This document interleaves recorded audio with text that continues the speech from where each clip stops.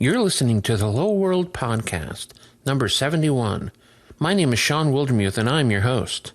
The Hello World Podcast is where you can hear from some of your favorite developers, authors, and speakers about how they got started in this business and the decisions they made along the way. We go way back to their first computer, their first code experience, and their first job. We've decided not to have a sponsor for the podcast, but if you want to support the podcast and the kinds of things that I do, feel free to visit my Pluralsight courses at seanw.me/psauthor, including my newest course on building a web app with ASP.NET Core. Today's show was recorded in Boston during my recent Hello World road trip. In Boston, we got to sit down with Miguel de Icaza. Miguel co-founded Xamarin, where he is helping turn over 500,000 C# developers into Android and iOS developers virtually overnight. Prior to Xamarin, Miguel has directed the Mono project since its creation in 2001 and oversaw the launches of Mono's desktop, server, and mobile offerings at Novell from 2003 to 2011. Before Mono, he co-founded the GNOME project in 1997.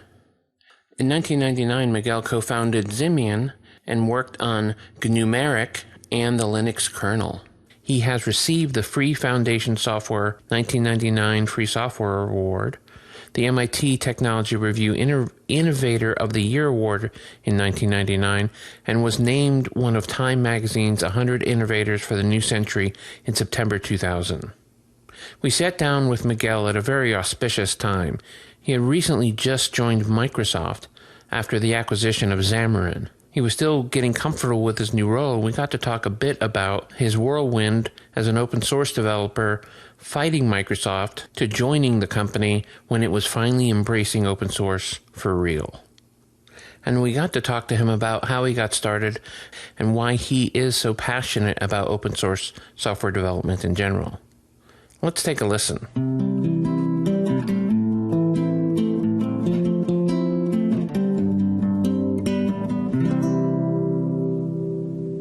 Welcome, Boston.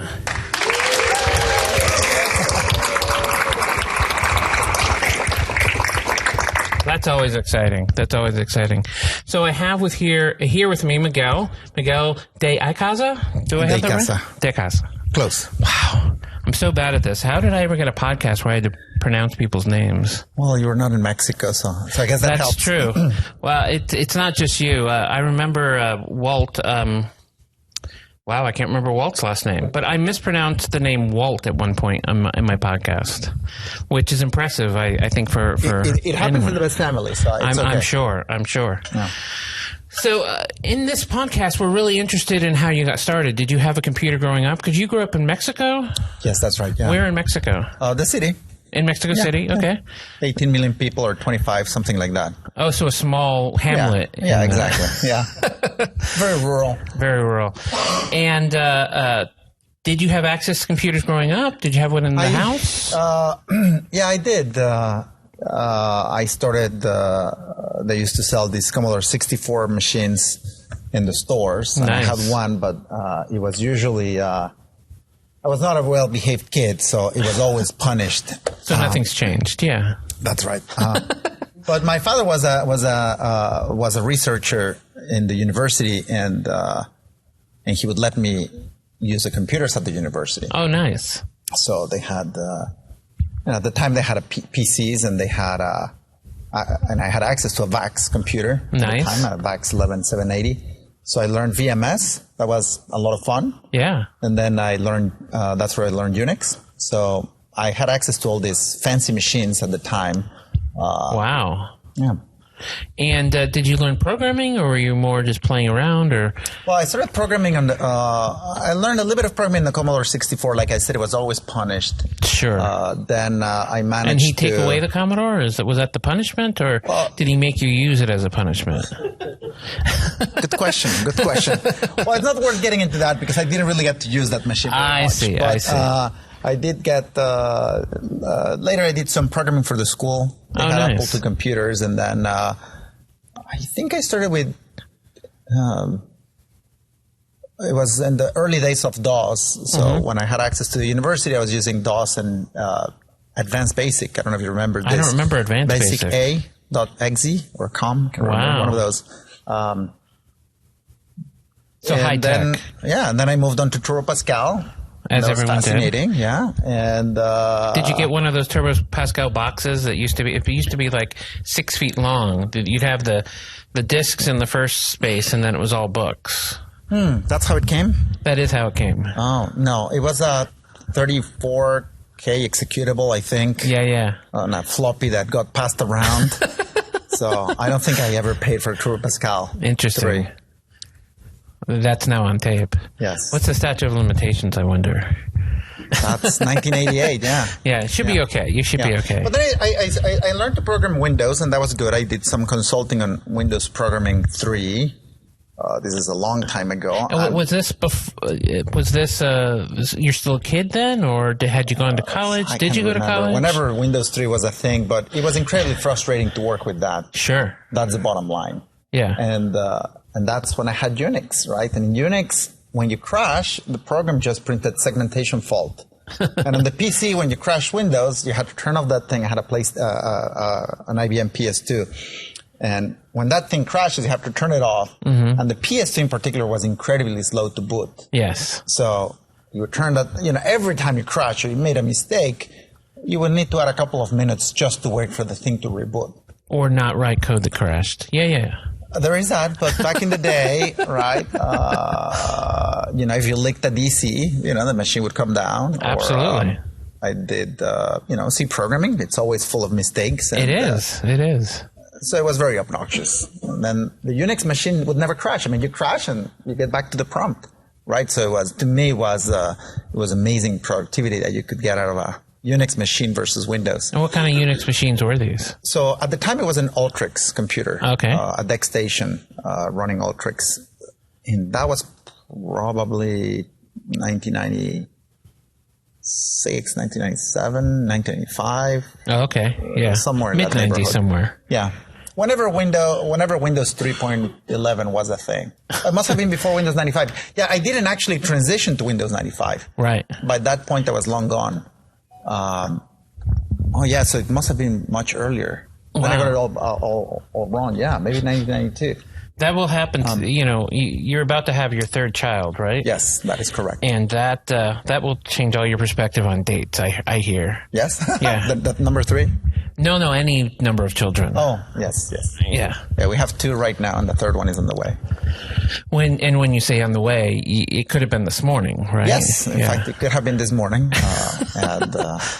So I was about to send an email to Sean. I was like, not going to work. Not going to work out. Well, I had sent an email to your wife asking her to hold it off, and she was very accommodating. That's exactly what we did. Yeah. She was very accommodating. She understands schedule management, I assume, living with you. Of course, absolutely. Absolutely. So you started working with Unix, and what kind of things were you programming? What did I start with?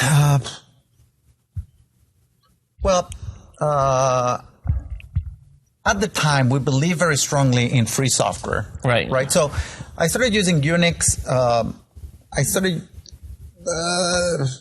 Actually, it took me a little while to get into Unix because I was a decent DOS and Windows programmer. Right. And a lot of the things that were fascinating about DOS just didn't exist in Unix. So I used to write TSR programs. Right. And a lot of assembly language, and that was just not practical at all on Unix. Right. So it took me a while to get a hold of, get a good feeling for the platform. And eventually the thing that I missed the most was a file manager from DOS called Norton Commander. So Who used Norton Commander? I know they won't be able to hear it. I'm just curious. Okay. Oh my God. Well, all right. Yeah. We're getting old is what that means. That's right, but it's amazing, and to this day, it's still an amazing file manager. But the first thing that I wrote was a clone of the Norton Commander for Unix. Oh, nice. And I still use it to this day. Really? Yes. Wow. Yes. Wow. My mother used to make me copy card file from Windows 3.1 onto every computer she had. I don't even know what that is. It's what it sounds like. It's a place where you can put people's names and addresses, and it looks like... I know that thing. Yeah. Okay. And so... is she using an iPhone now, or...? No, she's not. She's still using card file. She's still using card file. All right. Yeah. And I haven't prompted her to move away, because that's the kind of son I am. Card file works, and I won't get a call about her iPhone. Yeah. So you did the so that was doing UI development as well. So was that command line UI? It was curses at the time. Okay. Yeah. It's a Unix library that still today is the best thing you can use on Unix to build console apps. Right. So I think that was the first one. But at the time, I think what was interesting is the reason why it took me a while to get a hold of, to understand Unix is first you had to learn all these idioms. And it turns out that there was this project that made using Unix a lot simpler than an out-of-the-box experience. So it was the early days of the internet, and this friend at university gave me this listing. It was a stack of paper, right? So he would give me a stack of paper, and it was a listing of all these FTP sites. And it had an FTP address and an index of things that were there. And this thing kept popping up over and over. There were things like games or a dictionary, English dictionary. So you had these things. And one thing kept popping up, which was the GNU project. Right. So I went and downloaded Emacs. Right. That was the first thing. Emacs and an optimizing compiler. That to me was amazing that somebody would give away an optimizing compiler for free. For C++. At the time, it was only C. Oh, okay. So I downloaded those two. I read the GNU manifesto, and I figured, how can I contribute to this effort? Yeah. Right. It was very inspiring. So you went straight to GitHub. Wait. There was none of this stuff. Yeah. But at the time, what I thought was a serious effort, instead of, the style manager was something I did just to survive on Unix. Sure. Right. So it was a means to an end. I enjoyed Norton Commander, so I built my own version. But what I thought was a serious work and a serious contribution to the movement was contributing to to this project called Wine. Yeah. Which is Wine is not an emulator. Right. It was just mapping the Windows APIs to the Unix APIs. That's right. So it allowed you to run Windows binaries on Unix. So I thought this is the future. And you'll see this is the theme. And did you know that this was going to be what you were going to do the rest of your life? No. So I worked on that, and I moved on to something else. I don't know what it was. I think some months later, that's right. The problem is my PCs were too slow and too bad. So I couldn't really contribute to Wine directly. And at that point in time, Wine really was designed to run in a special mode in Linux. To execute these binaries. Right. So I contributed pieces on the outside, things that you could test on a Sun computer or on the Ultrix machine and contribute them back. And this other thing called WineLib, which was essentially a library that you could build to relink your C apps and run them on Unix. But then I moved on. More exciting things happened. There was Java was coming up. So I tried to get into that space. Didn't really quite work out. You didn't want to give up your pointers, or was it the space? I think I was too young to understand the complexity of. There was free Java implementations, and somebody had built a JIT compiler, which was beyond what I could do. Sure. And one of the large gaps in the open source Java space was a UI toolkit, and that also proved to be beyond my understanding reach. And where did your involvement in GNOME come in? Because that comes a couple of years later. Because it sounds like a lot of the Unix stuff you were doing was in sort of the console mode idea, but you were still running X Windows and that sort of thing. Or? There's certainly one of those elements. So the Unix systems at the time are actually pretty advanced. Sure. So Sun OS has a very nice, very advanced windowing system. It's powered by PostScript. It's an amazing piece of technology, but it's not open source. So I can't run it on my PC, and I'm completely bought up at this point. I completely believe in the GNU movement. So I try to live a pure life. It's the equivalent of not eating bacon and not working on Saturdays for other people. And I, Joseph, was very pure about this thing. I was not going to run any non-proprietary software. So I had that on the big machines, which were fast, but the goal was we're going to have a pure open source stack, and I was only going to work on that. So we looked at a number of things, like before we started GNOME, we're looking at whether a friend of mine and myself, whether we would contribute to the PostScript, display PostScript effort to have something like the Sun technology on Linux, or whether we can contribute to this Java AWT thing that proved to be too difficult. And nothing really came out of this. So I spent a couple of years in the desert working on the Linux kernel, and eventually there was an opportunity to build something on the desktop, and that's what GNOME came from. In 1997. Yeah. Nice.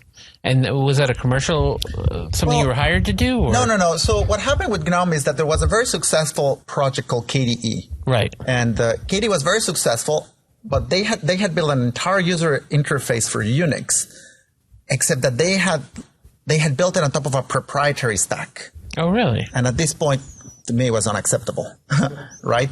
And it was unacceptable. And I had been working with the Linux crowd at Red Hat, and I said, you got to ship this KDE thing. It's amazing. And we're the first one that point out we can't ship it because the license is actually proprietary. We're not allowed to redistribute this. We would pass on to customers this thing.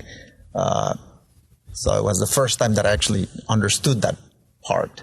So fruit of the poison tree and all that. And at the same time that I told the Red Hat people, Eric Tran at Red Hat, and I told Richard Stallman at the Free Software Foundation, this is amazing, you got to support it. And they both came back with the same feedback. We can't do it because of this license problem. Yeah. Somebody's got to do something about it. And that was really the trigger for GNOME. Oh, really? Nice. So it's like, all right, well, let's do it. That sounds like a fun and interesting project to do. And GNOME was built from the ground up, or was it just trying to replace the proprietary layer, or? So it was from the ground up. We used pieces that were already available. Sure. The GTK toolkit was already being built for an app called the GIMP, right? GIMP. Yeah. So we reused that toolkit, and the idea was to be, again, very pure, very open source from the ground up. And it took us a while, and other people disagreed with our direction, and they said, instead of doing that, let's clone the proprietary toolkit. Right. But I was coming out of this experience with Wine, where we've tried for years to clone the Windows 32 API, and it was just a nightmare of compatibility issues. So I said, you guys go do that. We'll do our own thing. Right. So it was one of the big forks in the open source desktop. One group went to do GNOME, and another group tried to clone the Qt APIs. Or Qt, I think they pronounce it Qt. That project in the end died because Trolltech, the owners of this API, came back and said, we'll change the license terms. Oh, really? So they came up with some setup. I can't remember the details anymore of what it was. But it was effectively open source. But by then it was too late. Right. By then we already had a competing desktop, and we had our own community. And Red Hat was backing us. So we had created a major rift in the open source world at that point. So in this space of working GNOME, I've had the impression, maybe correct me if I'm wrong, but you were leading a lot of that effort. And how do you learn how to lead an open source effort? I mean, I don't know. I mean, it was first off, the important thing is that there were a lot of people that shared this desire of being pure open source and having, and it was back when Linux was incredibly powerful.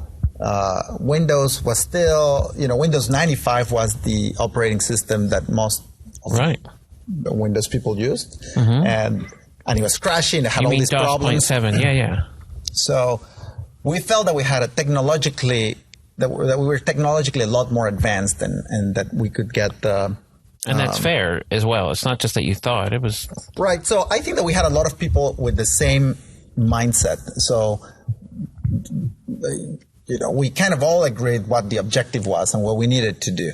And it was a matter of organizing ourselves. So I think that it was just a bunch of self-managing people. Really? To a large extent. So we kind of all knew what to do. And you were just tore apart what needed to be done, and people sort of took their own. Interesting. And what part were you responsible for? Well, I did a bunch of things. I mean, pieces on the core libraries, the original settings, applications, pieces of the we had to do so many things. Sure. Launchers, menus, help systems. We had to port an HTML widget, so we ported a motif widget, which was called XMHTML. So we had to port that. So we had to build an entire desktop. One of the first things that I did is I took this Norton Commander clone and I ripped out the Curses UI and slapped in a UI on built on GTK. So that was the original file manager, and it was very popular because it kept crashing. And that's usually the opposite of how it goes. Well, it was popular because here's what happened: the file manager, one of the little we had like 7 icons, right? The file manager had 7 icons or 8. We didn't have designers, but we managed to get somebody in the community to do a few of these because the original icons were horrible. Right. And he made a beautiful icon for a Unix core dump. So when a process crashes on Unix, it generates this file called core. Right. And it was a core dump. So every time you get one of these seg faults, instead of rebooting, it would generate this file with your core dump. And it was a cute little bomb that looked like this. And this file manager just kept crashing everywhere, right? And because it's a file manager, the directory where you're operating, it's all over the file system. So no matter where you were, you had these little bombs on your desktop everywhere. So I don't know. I built that. Lots of pieces in the libraries. But one of the things that I'm most proud of is a spreadsheet. Because again, we're building everything from the ground up. We got to get everything has to be open source. So somebody had to build a spreadsheet. We didn't have a spreadsheet. So this sounds like an important thing to do for the future of the Linux desktop. To get adoption and exactly. So I built a spreadsheet, and I think that the code base was beautiful. It's still beautiful to this day. It's beautiful to me. Wow, a developer who thinks his code is beautiful after walking away from it. It was beautiful, but also it attracted a lot of external contributors because the code was beautiful. Sure. I have to say, it's one of my. You should probably go take a look at it because it is a thing of beauty. And I'm very proud of the computation system because at the time there really was the internet was very poor. This is 1999, right? Right. 1998, something like that. And Google. I don't even know if Google exists, but if it exists, there's not a lot of information. There's definitely no information on how to build a spreadsheet. Right. I think 98, I was still using Alta Vista. So somewhere something around like that. Yeah. And GNU had a spreadsheet, but it was terrible. It was called XS, I think, or was it called XGylex or something like that. And it was so primitive because the computation happened from top to bottom, left to right. Oh, wow. So you could watch it if happen. you had cells that referenced something ahead of it, the results will always be incorrect. Oh. And somebody that had built a spreadsheet, somebody got me in touch with somebody that had built a spreadsheet called Exceed, I believe, or something like that. Yeah. And he was kind enough to over a couple of emails, sort of coach me on what the problems were. Right. So we ended up with a very cute recomputation engine that nobody had at the time, and we're very proud because all the other open source alternatives were horrible. But also it had a great UI. Well, for 1998, it had a great UI. Right. It was very Excel-like, but it was open source.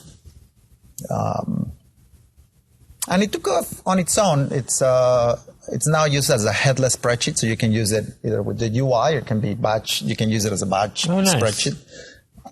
They added very good statistical analysis and arbitrary precision. So it does a lot of fairly advanced things today, but I haven't been involved with that thing since 2001. Oh, okay. And the reason was, Sun came to us and said, tell you what, if you guys stop working on the numeric, and there was an equivalent project for word processing called AbiWord, right? We'll open source Star Office, which was a complete Office suite. Yeah.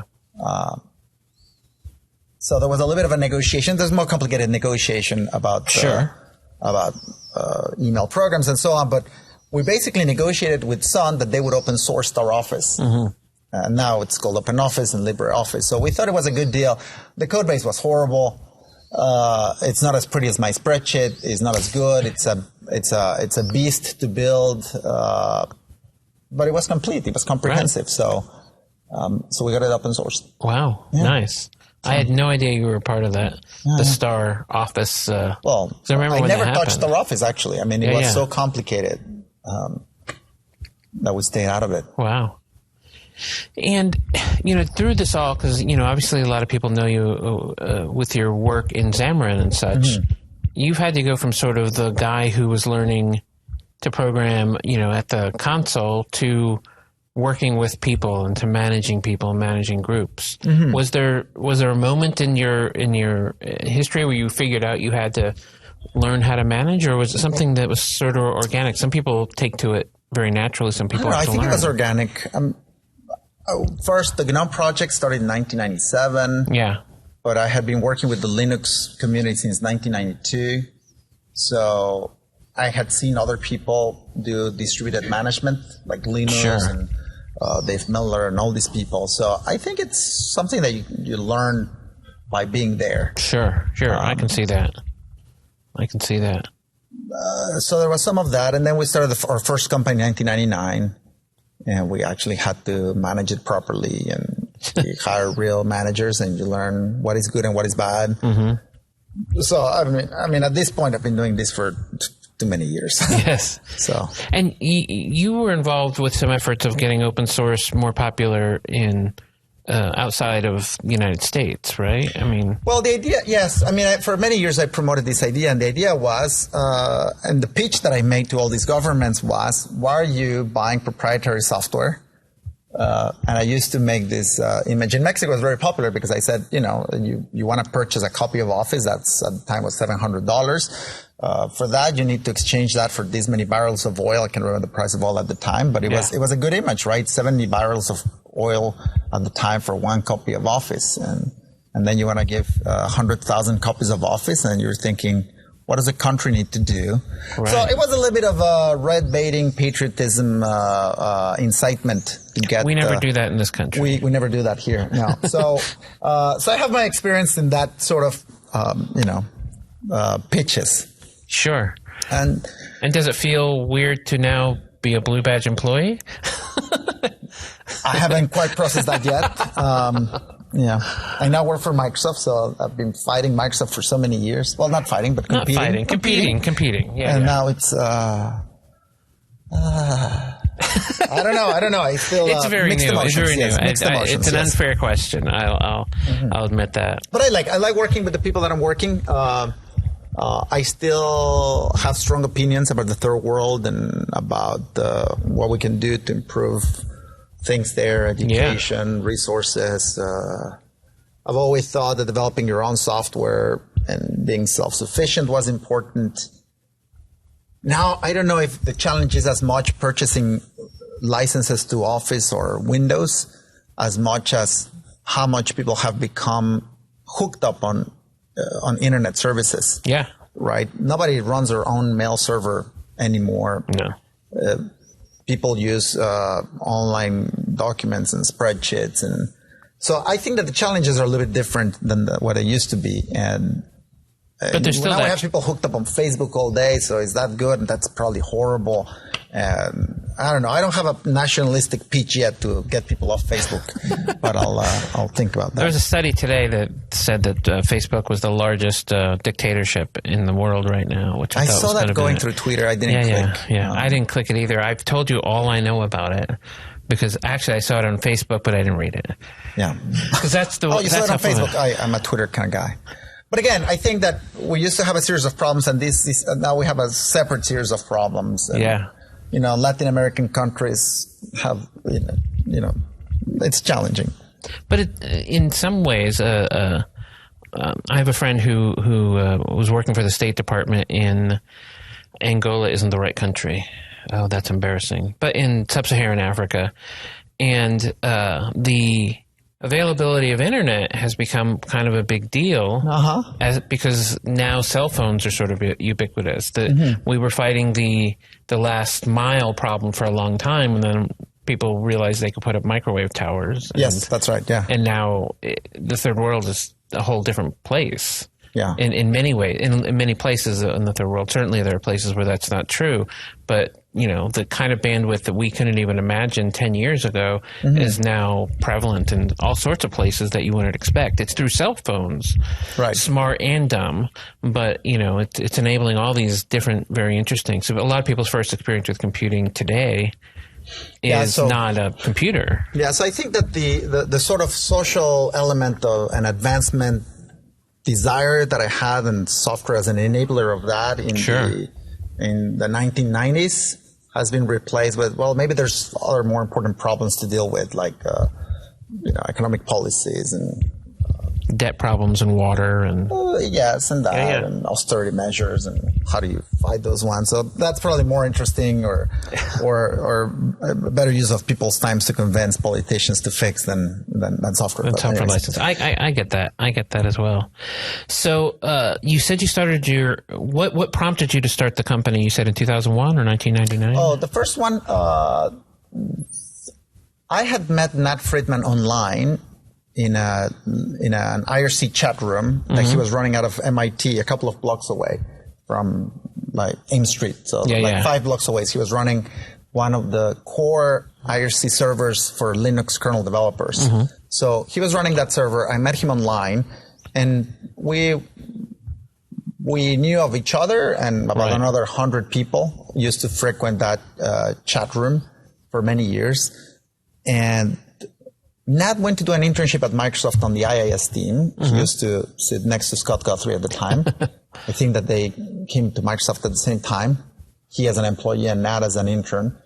And someone else from that network had ended up at Microsoft working on Internet Explorer. And they were doing a port of Internet Explorer to the SPARC. Right. And I remember I had just been working on Linux for the SPARC. Yeah. So I went up for an interview at Microsoft, and I met Nat in person. Oh, nice. And for the first time, and we hit it off. Then he came to visit me on vacation to Mexico, and we started to meet each other at conferences. It was just a ton of fun to hang out with Nat. And a few years down the line, me and Nat were trying to get a job at Red Hat. And Red Hat wouldn't give us a job. We said, we want to have a remote job working from Paris. That's what we want to do. So you have to hire us to work remotely from Paris. And that's the idea. And the Red Hat people were just very mean. Well, no, they were always teasing us. We'll hire you to work from Paris, Texas. And we tried. And that is not a good deal. I don't know if you have ever been to Paris, Texas, but that is not a good deal. I've never been there, but it was not the Paris that we had in mind. So we decided to set up our own company. And the idea was originally to put it in Paris. And through a bunch of accidents, we ended up in Boston instead of Paris. Which is often called the Paris of Massachusetts. Yes. And I'm still here. Nat moved on. He's now in San Francisco. But that's and was that the stuff building Mono, or was that pre-Mono? Oh, this is pre-Mono. At the time, we were building a Linux distribution, and we're also building an email client, a clone of Outlook. You'll see this is a theme. This is a theme that keeps going back. We're building a clone of Outlook, and this is part of the negotiated agreement with Sun. They said, all right, we'll kill our email program if you and we'll keep yours in exchange. It was part of how do we come up with a cogent strategy for open source desktop on Unix. Yeah. And Evolution was one of those pieces. Evolution was our Outlook, calendar, email, contact thing. So we had started a company to commercialize and distribute that. And we based it, we were just a few blocks away on Beanie Street, 3rd and Beanie. No, 3rd and, we were on 3rd Street. No, Rogers Street and 3rd. Oh, okay. Next to Beanie. So just a few blocks from here. I'm just going to nod along like I know where that is. But you know where that is? Yeah, well, I have it's no like idea. 3 blocks I believe that you. way. Anyways. So that's what we're doing. We're doing Linux. We're doing an open source company. And this is, remember, 1999, Red Hat had gone public. They were selling open source. Like, this is amazing. You can go public, giving all your software away for free. Turns out only Red Hat could go public doing that. So it was a lot tougher than we thought. Tried, yeah. And we started selling proprietary software. We betrayed everything we believed in by the year 2002.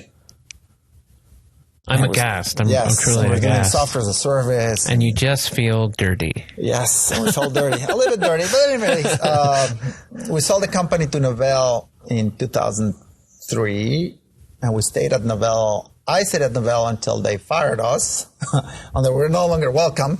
And then we started Xamarin. Oh, nice. Out of the ashes of that. But you were doing some of the Mono stuff at Novell, right? Right. So Mono actually started in the last year of Ximian, the first company. Right. So Novell acquires Ximian really for software management. We had a product that did software management called Red Carpet. Mm-hmm. Anyways, we had that product. And they bought us for that, a little bit for Linux desktop, and a little bit for Mono. They didn't really quite know what to do with Mono. Right. But they developed it and funded it for 6, 7, 8 years, something like that. I remember that part. And there was this, I remember years ago, you and I had talked, because I wanted to help contribute to Mono in the ADO.NET space. But I had reverse compiled everything, and I was once you reverse engineer, once you reverse engineer, we couldn't take your code. Yeah, because I now knew how it worked, and so I couldn't just I was crestfallen, to be perfectly honest with you. I was like, but I understood, but it was one of those things. I was like, oh, I thought that's how you read. And then when you started Xamarin, was it in mind to do what Xamarin's done, which is, sort of take over mobile space? What happened was very interesting. Mono went through a couple of phases. We started with Linux on the desktop. That was the goal at Ximian. Help us build the next evolution, because building evolution in C was miserable. Sure. So we needed anything but C, right? So we started building it for that. Then at Novell, for a few years, the idea is let's still use it for developing desktop technologies, and it was used for a lot of the core desktop apps in the Novell Linux desktop and in Linux in general. But then there was a patent agreement between Novell and Microsoft, right? And that annoyed everybody in the world. And then immediately Mono was seen as a technology to infect Linux with patents. So essentially, all the great apps that were built for Linux desktop died. Sure. And there were horrible flame wars that lasted years of articles and op-eds, and it was nasty. So we did a little bit of server work at that point. We figured, let's sell it to the Microsoft people. And it was a good product until Microsoft lowered the prices of Windows Server, because it was very badly priced. Sure. And then they years. figured out that the problem that they had was the price was ridiculous. So they made it match a lot of the pricing for Linux and for Linux Enterprise. And essentially that killed the market for ASP.NET on Mono. And right around that time, well, there was a detour, but right around that time, Unity was using Mono on their game engine. Right. And we had been helping them for many years, or a couple of years back then. But they needed our help to put it on iPhone. So we built this static compilation technology for them so they could put their games on the iPhone. And the static compilation was to get around dynamic compilation. Right. The iPhone doesn't allow dynamic compilation. Right. So we had to essentially statically compile .NET. And we built that for Unity. And, they were licensed source of Novell, so they were very happy. They went on their thing.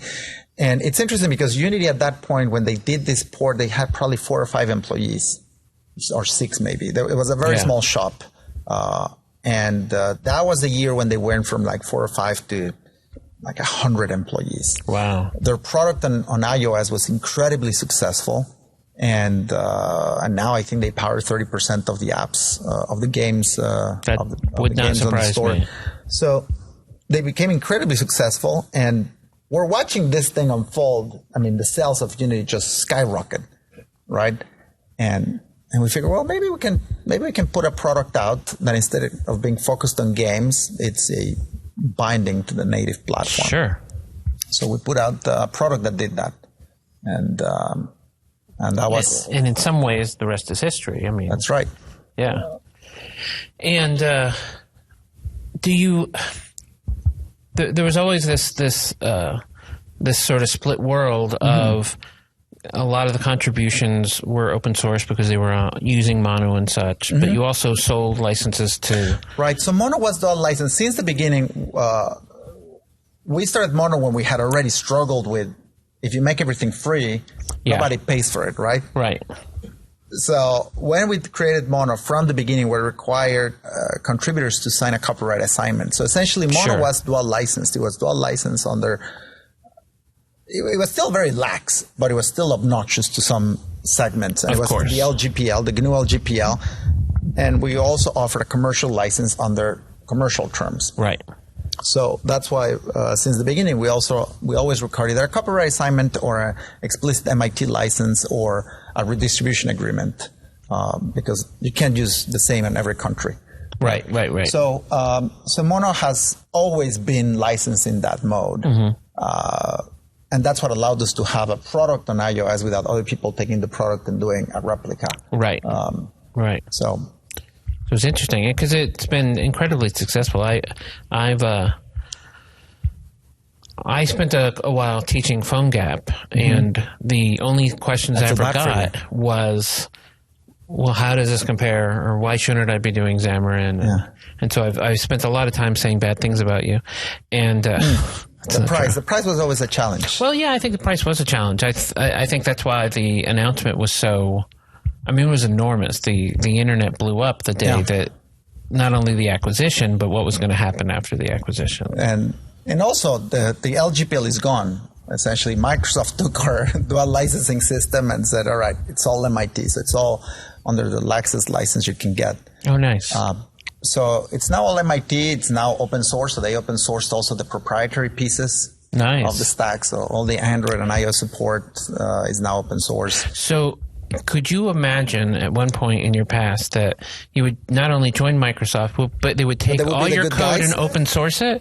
Yeah, it's an interesting reversal, right? Because for years I've been telling Scott Guthrie, you get open source more of that stuff. You get open source.net because our code is terrible. So we got to replace it with yours. Right. And I'm not sure that's true, but go ahead. And, he was a close guy. I was the open source guy. And then when the acquisition completed, the roles are reversed, my friend. I was the proprietary guy, and he was the open source guy, and he was the guy open sourcing my proprietary stuff. It's a funny world we live in. It is. Anyways, I haven't quite digested what this means. You will. You have, I think, a long time at Microsoft to take it all in. Well, thank you so much for doing the podcast. This has been incredibly enlightening, and let's give him a big hand.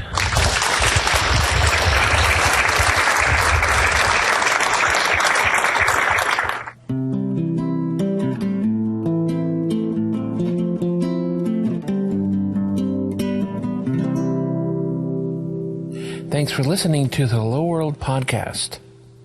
Remember, you can subscribe